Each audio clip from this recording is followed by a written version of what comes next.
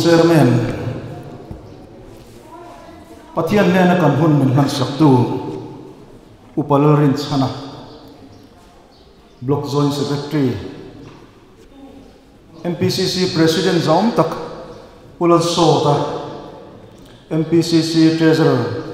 Zaum Tak Dr. Malso Mahnaka, MPCC kan General Secretary Purawenga, MPCC Secretary Purosiam Heta Utan Lala, MPCC kan Hautu Local Zungzung Te Aizawl District Congress Committee Katho Puite Thalai MPYCC President Zaum Tak Putona le Atho Puite Zungzung Te Turial Block 1 le Chua kan Block President le Antho Puite le Vainia Congress Party Katho Pui Local Zungzung Te in the Vayan Aizawl District Congress Committee ayo in Chibai Kabu Kacheu political training Vaina kan Mang Mek Ania Turial Block Chua kan President le Atho Puiten anti tur dik takti in le kan danin min putangin ADCC Vain Block political training nei tur he andon deal thapa renti sak an ni angin Vainia hun thatak pathian kai thoina hnoya kan president hoin kan mang thei he alom kati khop maya soitur tamtak oma se toy taka hansoi kan tumanga political training ani angin Kenya Aizawl District Congress Committee te hian Vain tiang mun he hun tha kan neya kanin ngaya am takin kan soi thina Congress Party he party dang zung aya kan van nei big na lian tak mai chu he Congress Party pathian ina min din sak ani pialama hian Congress Party in real ball na tha kan nei he kan lom na le kan in chuan em na ani ti he ama saberin kan soidu ani constitution kan ti ya chu dan ram amo pol amo ina kal dan tur phung in ziana anei thina chu tiang chuan ke ni po hian dan bu mal tak dan bu te lein chu dan noya chuan article som le pathum lai nein he Congress Party kain kai huai na he fiafel fai takin a in ziak ani amal te te in soido ni la soi ni leng chai tham a oma amai ro chu avain kan soi lovanga he kan dan article som pathum na in ziak ba ka hian dan siam that kan nei to a chung te chu zialan ani boka kan dan buwa khan khalam pang ka du tok ta ila kan dan som pathum le kan amen to atanga kan soidu big a oma chu article palina khan ani kan article palina khan MPCC atanga unit inkar ain dot dan fel fai tak kan dan buwa khan ain ziaka chutiang ang tak chuan tuna hian kan kalme kani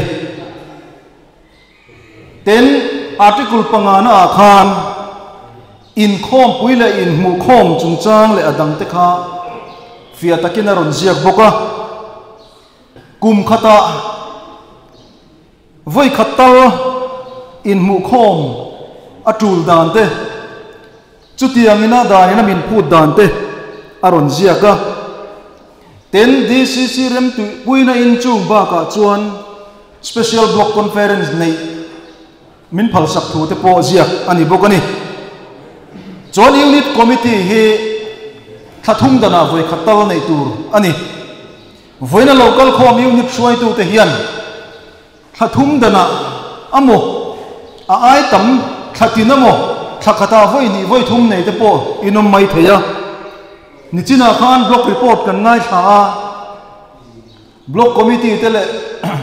block 1 le 2 te po azoina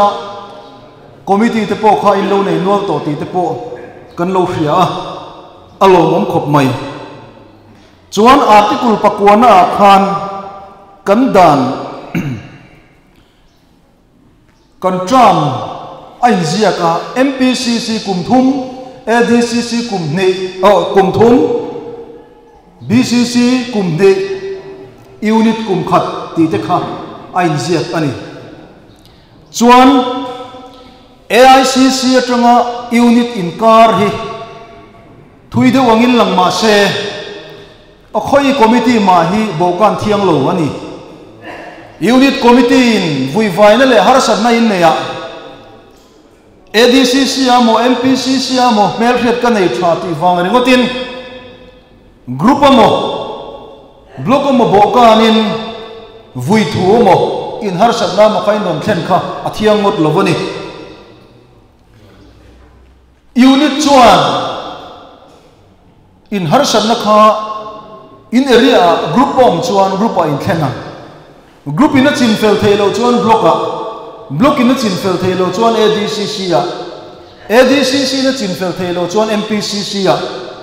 khatiang zel kha Congress party kan kal dana ne wangin apoi mo ma chutiang ang tak in kai hloi na thanoya chuan voina kan president hoian kan kal me ka chuan in party min so meta chu min so he na chuan voinia hian ne na min chanti rang in than lo le tura po hian ti hi kan ring tlatani chu wangin khoi committee ma hian boka na thiang lo ani ber chu wangin Congress party in real bol na thatak nei nghiel nge tak nei kan nia engkim mai hi committee in akal veka committee thu lovin mani in kala thiang lo ani chu then organization chungchanga atobna na hei voinia tuirial bialin block president thatak mai pani in neya MPCC kan president kai hloina noya le tuirial biala kan block president te kai hloina noya hian kumsang ni le som ni le pathum in than lo om tura hian pathian le ni puizara ne na kan changngai theinan kan block hoi tu te nan malak na te khongai taka group le unit ten thei patok chua lo thop turin karon som chewani voina hian he political training kan nei theina turata na hian kan block president tuirial block 2 president pu duai lote le a tho puite malak na lo om ka tia ten michina kan nai thak ta kan khan voinia he hun min man tir thei turata le min soi khom thei turata na main sponsor pu ko pui moya MPYCC treasurer kan han nei he avan nei thak ka tia an chunga lom thu kan soi bok ani adot le a chuan pu chairman organization lam ni lo hanbel le zok kan do oma su chu hei ni political party chu party sang ten lo na le thu nei na anin chu na thu dik chan ve manga vo du wa na mi pui bum na ti hi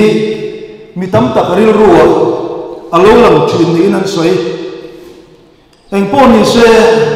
ani na tak an shet fu to lo wang te po ani theya politics hi Greek chung politica ti atangala ania a zia cho khopui in opna van tlang thatna tura ro in rel na fel tak ti te po a ko theyang manai Greek ho chuan politics an ti chu mania fel taka ro in rel thin khwa chu tiang police cheng te chu midik tak fel tak le hoi ho tak vek ni tura an ngai thin ani politics si apian le murna chuan mi hring ko sakna ta na thathei top le du tu sam ani Professor Aris Soton chuan politics hian mi zong a khoya chu wangin mitin antela mo purna an nei fekani dan min puan tu that lo te an tangkai dan le man dan te rorel tu le rorel dan athiang li mem ti te sarkarin poisa ala lu dan le aman dan diklo te Chrisel na lam konga in en ko dan te le thil dang tam tak mi zong khoi le tel na ani atiani acha khop mai china khan thu tak kan ho tu te na tang khan kan ngai tha a lok thak le in ka ria voina chuan ka ti soi angai nom viau don em don lo vem ka khelawa amai ro chu political training kan ni angin le DCCI o tu soi kan dia ba ro chuan tlemin alo ngai nom lo deu ni pun angai thak dan min lo thiam sak turin kanin nge na ni politician chuan a melma a hriat chian angai ti hi ani melma shalo ral be tu chu a ha thon mai ani lova a ho tling ngai lo ani le politician melma chu enge ni ta ang le hlem hlet rinong lo nom chen that chiat do the na tlak cham mani masial mani mangai angai na hriat lo hriat tlen hriat na man sual ei ru corruption in lung rual lo na adang po tamang khang ho kha voinia hian keini party workers te hian politician te hian kan mel malian takani ti hi kan soi lang ma saduani ani le eng wangin nge politician in a mel ma hriat chia na tul ti he lo ngai to ho le don ta ila a mel ma be tu ra hriat chian chuan ne tu ra malak dana ruam man na nei thiamang huaisen dan a thiamanga a huaisen a mel ma in ramle mi pui ati chiat zia a hriat na tangin siam thatna tura man rua tur ala khom thiamang politics in a tumti lotlin na kong tha a hrefiam mi pui hruai sual theina laka a himang kuddo ruk tol tha i ching na luar thei laka a himang sarkar tha du chuan lo om tura dan in buat saina anei thiam tirang hriat lo na in poi a khoi thui zia hria in dikna hoisen na le taimak na poi mo zia hriat na anei tangin mi pui na chunga rin na an ngatanga chu chuan in do na ne na peang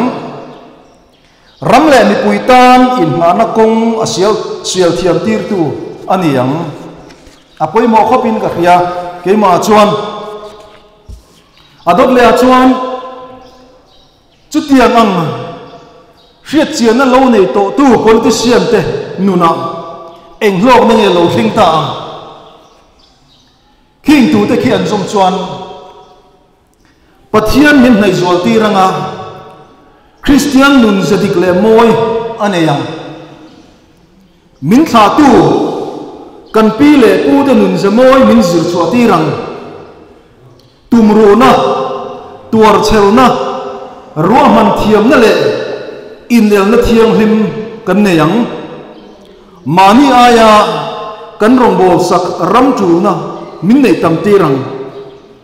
in ngai dam ton na le in hriat thiam na a thenga aka poi mo em turu kan rama buaya tra matla a ko khan an che chuaka mi pui liam tur le ei tur nei lo te an tuam hloma mi na lutin ril tram ti tan bu fai pe kan tuma an lo la du lo thin dia mo le man la ya khan ke ni chu kan ngai tu om lo ve hei tlai chum tur po kan la nei lo kum thang te khuan an ma mo ang an lo ti thi na ni o me voina mi te hi ramin trang pui mi thi to la ya mani then om te mangai wa nga tuar ngam kan mi zo pi le bu te tha kha lom kan la ni le chung mi te chuan kan president pula so ta kai hoi na noya mizoram mi pui te mi re thei zo te le angai na philova mi thiam si bultan na tur nei lo te le trăng fan po mani tha ta chat mek te le mani chung kwa chom na turata na thei pato pa bei tu te tha ti chak turin trăng trần pui na cheng nuai ne in zoram mi pui te aron pui don chawani party workers te na kan tho hun kan tho hun na zolta e voinen party workers te kanu mai athiam ta lovani kan maloka hian in than pui kan ma chon don kan chungro rel tu tur sarkar kan siam don chumi siam tur chuan ni china kan soita te kha ngai to le tila chutiang ngai to na mang chung chuan party program kherlo koin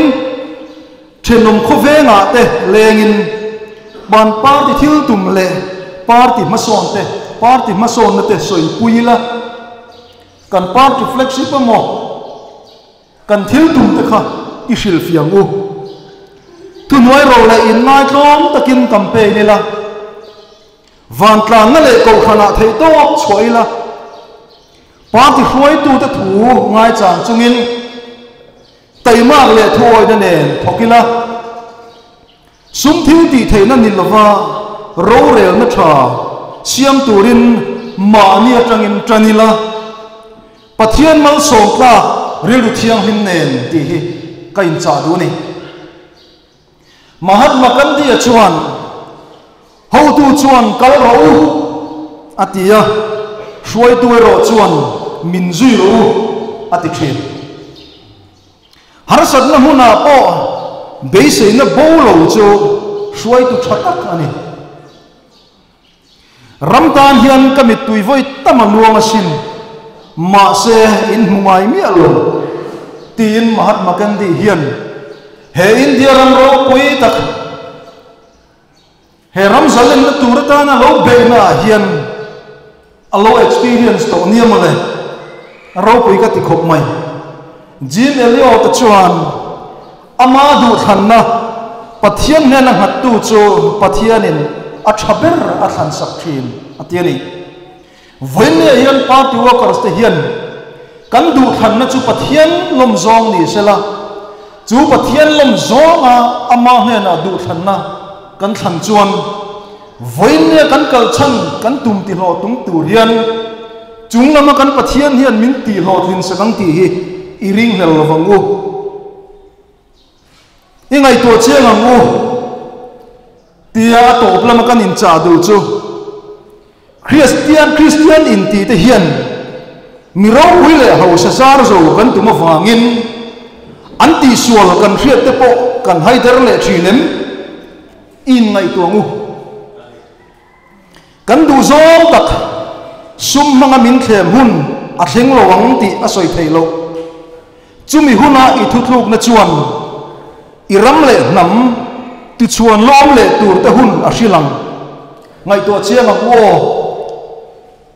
itap chak zola lungthu tho chang mevin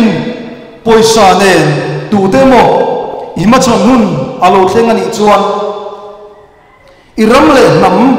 I christian na kha lo thei hil suang che ke ni lo nang ti na ren na le mangai na